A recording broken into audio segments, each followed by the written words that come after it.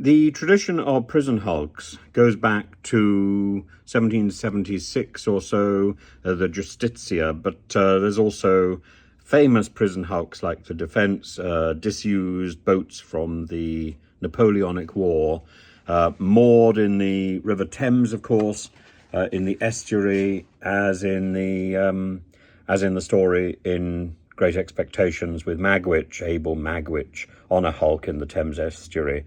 Convicts or prisoners of war held in hulks, many dying of dysentery, scurvy, typhus, smallpox.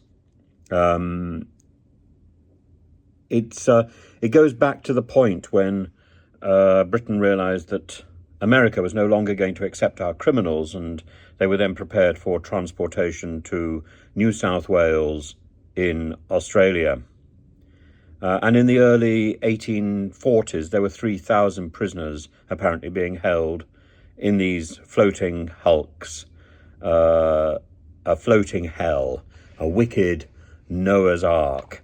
And the protests that we've seen in the last few weeks against the Bibi Stockholm and the people of Portland expressing concerns that these mirror exactly the concerns expressed about the Justitia, which was moored in Woolwich in 1776. They're the same concerns that we actually hear in the opening pages of Great Expectations.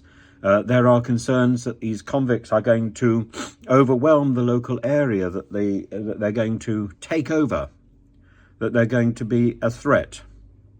There's also concerns about on humanitarian grounds.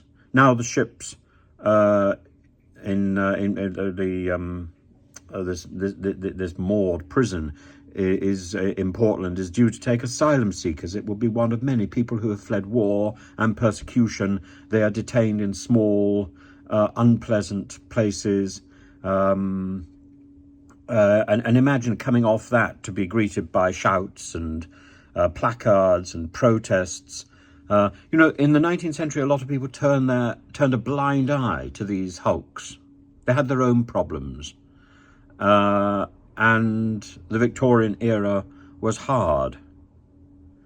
We have our own problems, but our problems are of our own making. And, we've had hulks before. HMP Weir, the prison ship that was used in Portland Harbour in the early part of the century. It was unpopular. It was costly to run. It's as if the Home Office doesn't care what the cost is as long as the slogan gets across. But that's Suella Braverman all the way, isn't it? She doesn't mind about the cost of the Rwanda plan. She doesn't mind that for every migrant we send to Rwanda, we get one back from them. She doesn't mind that it isn't even a Pyrrhic victory. It's just a straight swap. It doesn't answer any questions. All it does is establish our society as vicious, tyrannical, rude, unthinking, unaware, and unconcerned about our international obligations. That is Suella Braverman. And every time we get these people, Bravermans and Liz Trusses, on the news, we get them to talk. They don't listen. They pontificate. They shout slogans. Then they do the same thing in the House of Commons. They sloganize. They haven't read their briefs. All you have to do is look at these individuals, look at these pathetic excuses for ministerial office in a select committee, shuffling papers, trying to get the civil servant sitting next to them to take over.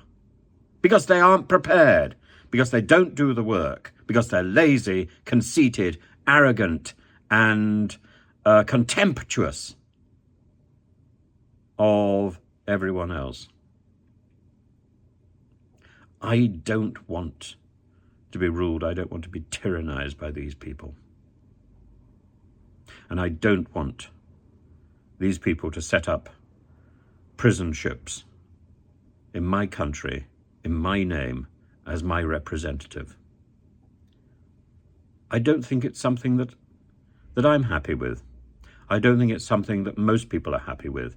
They may be confused about the reasons why they're not happy, but deep down, we know.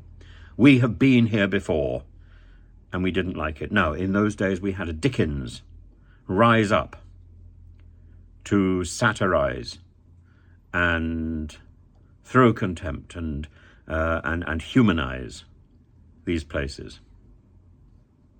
We don't have one anymore. Unfortunately, we have people like Nadine Dorries in print instead. But let's hope the arts, when they emerge from the misery inflicted on them by the DCMS, let's hope the arts can come to our rescue in a way that politics cannot.